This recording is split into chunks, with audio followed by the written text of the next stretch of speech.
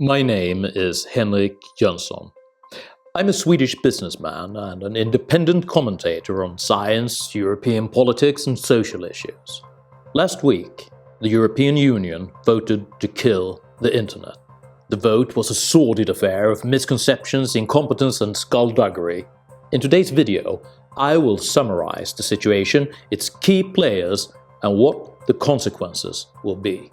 If you appreciate my videos, please feel free to make a voluntary donation using the payment options on my left. It is your support that keeps this channel going, so thank you very much for that. Also, don't forget to hit the subscribe button down below if you haven't already done so, and don't forget to click the bell icon to ensure that you will get notified whenever I release a new video, which I do every Saturday morning at 8 AM Central European Time. Today, we're talking about the clash between the new and the old, between entrepreneurship and bureaucracy, and between freedom and control. Welcome to the new content-regulated internet of the European Union.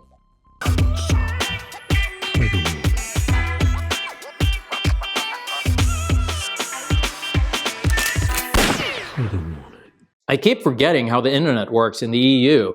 It's an exclamation I keep hearing from my American business associates when they visit the European continent.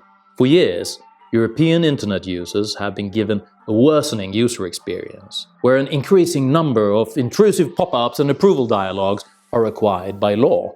This should serve as a reminder for those of you who think that the internet regulations now passed by the European Parliament won't make much of a difference.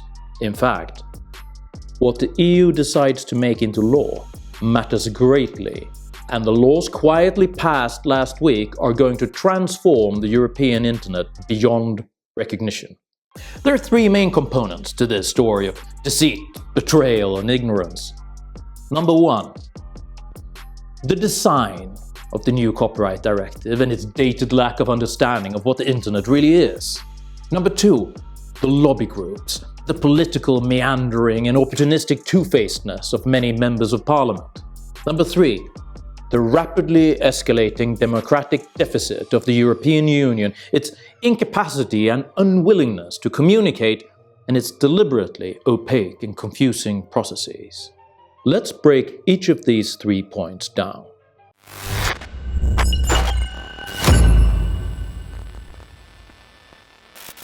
The main criticism of the Copyright Directive have been focused on Articles 11 and 13, or 17 as it confusingly became known as just before the election. Article 11 is colloquially sometimes referred to as the link tax, and is basically an attempt by newspaper and publishers to get a share of the money major internet platforms such as Google and Facebook are now making. The idea is that each time a big online platform shares a link, or in some cases, even just a thumbnail and a few words out of a newspaper article, the platform owner will be required by law to pay the publisher for the privilege of driving traffic to their sites. Think about that. That's just dumb. There are several problems with this, but the two main ones are: 1. It won't work, and 2. The internet will be worse off content-wise. For one thing, nobody knows how to structure adherence to a law on hyperlinks. All posted content will need to be algorithmically plugged into massive systems determining who's on the payroll for what, which is likely to trigger an unwillingness by platform owners to publish content that is not clearly identified and part of framework agreements for publishable content. This is likely to hurt bloggers and independent websites who might very well find it difficult or impossible to post their content on social media platforms at all.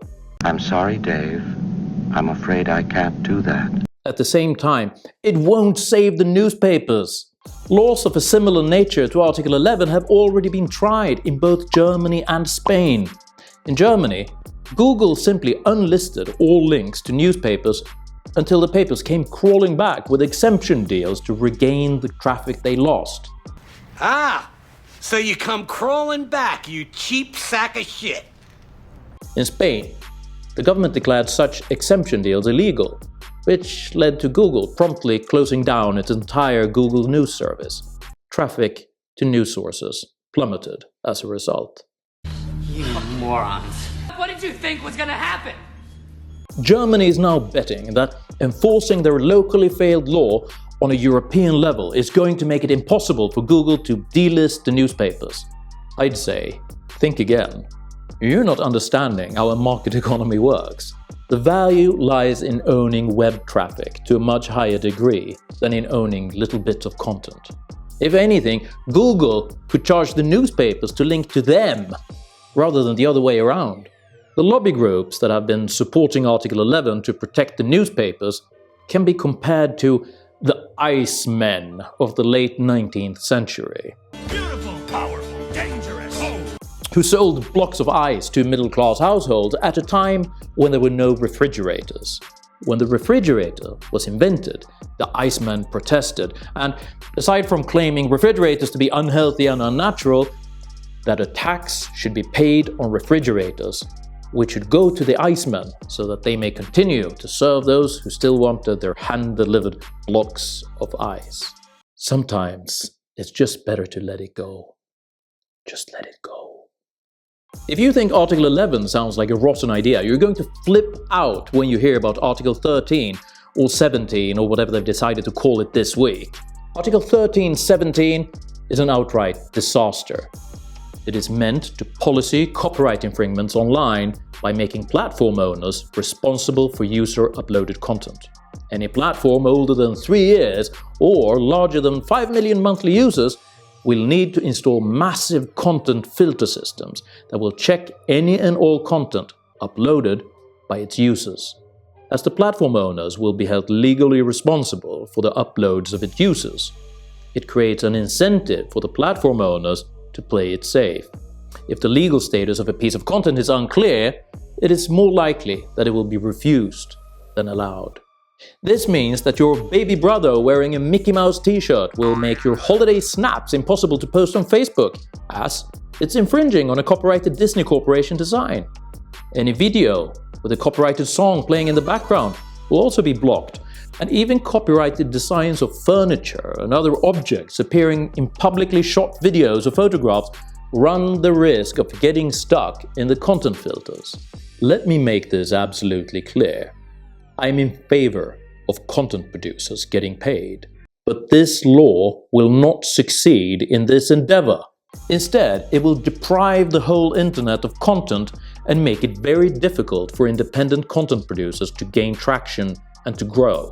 Tellingly, this graphic shows the already sclerotic state of the European internet as it is today. The Copyright Directive will make matters worse still. A surprising number of small-scale organizations representing creatives, from cartoonists to musicians, were lured into supporting the Copyright Directive, not realizing that it is chiefly designed to protect the 20th century business models of large-scale content owners like movie studios and record companies. Individual creatives are already being mistreated by content filters. For instance, when the ownership of a piece of content is unduly disputed and a legitimate creator's account risks deletion due to not having a legal framework in place to support them in these expensive, cumbersome and time-consuming ownership management processes. Darling, you're exposed. Sitting duck. The market mechanism the Copyright Directive is putting into place will force all content creators to sign distribution deals with larger organizations who own the muscle to police their rights and make sure that their work is listed in the copyright infringement databases used by the content filters. Independent publishing will be hard or administratively outright impossible for independent creators.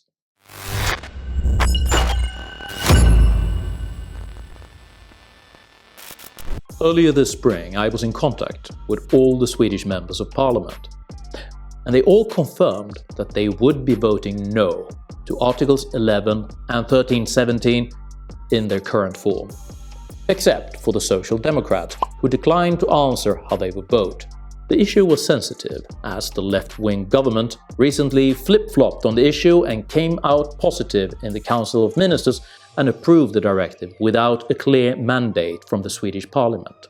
a day before the vote, several Social Democratic members of parliament predictably came out in favor of the directive. Most notably is how Jytte Guteland, a Social Democratic member of parliament who earlier had been voicing strong concerns against the directive, also flip-flopped on the issue and at the last moment came out strongly in its favor. Upon being interviewed on the matter, she defended her change of heart based on the assumption that some presently non-existent future technology probably would reduce the negative impact of the directive. The Social Democrats are largely funded by and in cahoots with the unions. Predictably, the unions had come out in favor of the directive just hours before the Social Democratic ministers changed their minds. This all happened the day before the vote, in an effort to ensure that there would be no time for debates in which the voters could hold their representatives accountable. It needs to be noted that the unions in this case represent, among others, the Journalist Association and CopySwede, an organization defending the interests of the film, television and music businesses. These organizations all rely on outdated business models and have had a long tradition of defending their revenue streams through legislation and taxation at the detriment of the market at large. To add insult to injury, not only did the lobby groups manage to sway important votes at the last minute, a number of members of parliament decided to not show up for the vote at all. I'd like to quote Margaret Thatcher at this point, who once remarked, "When I'm out of politics, I'm going to run a business. It will be called Rent a Spine." To conclude this depressing affair, a total of 13 members of parliament claimed to have voted erroneously. This is a devastating number considering that the directive was passed with a margin of just 5 votes. And it leads me to the concluding statement on the issue of European democracy and freedom of speech.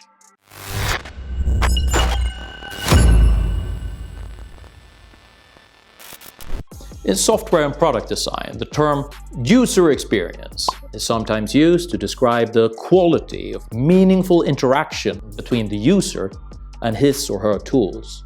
For most products, comprehensive research and beta testing is performed to identify and eliminate design flaws that otherwise would make the product less useful, less intuitive, and less easy to use. It is easy to lash out at members of parliament for failing to vote correctly in a historically important vote like the one on the copyright directive, but this can also be viewed as a failure of the user experience of European democracy. If nearly 2% of the users of a product, by accident, managed to do the opposite of what they wanted to do, the product would never reach the open market, but would have to undergo further redevelopment to make it more user-friendly. The proceedings of the EU are notoriously opaque and confusing, clearly to a degree that confuses even those professionally elected to represent their voters.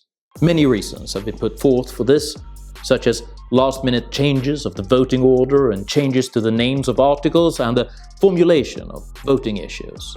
This criticism goes hand in hand with the problem of the democratic deficit in the European Union. Representatives of the EU are often heard complaining about the lack of national interest in the proceedings in Brussels, but from a market perspective it is equally valid to turn the tables on this criticism. The user experience of democracy in the EU is terrible and it needs to be redesigned. Put it this way. If the operating system of the EU is so poorly designed that most people do not even bother booting it up, and those using it at work randomly end up installing malware that makes it even less functional, you do not need a reboot. It might not even be enough with a low-level reformat of the hard drives and a reinstall. Most likely, you need to get a new computer that can get the job done. At this point, the Copyright Directive is set to be implemented on a national level in all European countries who are connected to the common market within a period of 24 months. Make no mistake, this is going to drive even more internet tech companies out of the Union, making the already failing euro economy weaker still. It would be my advice to raise hell about this. I'm not very hopeful, but it might make it politically more expensive if strong national and local opinion is raised against the more draconian approaches to the implementation of this nightmare law. That, and the fact that Brexit is proving the EU to be like that famous line in the Eagles song, Hotel California. You can check out any time you want, but you can never leave. Do you think a free and creative internet is more important than the legislative preservation of 20th century business models? Please share this video. My name is Henrik Jönsson, and I think the internet is vastly more valuable and important than the EU. Thank you very much for watching this video.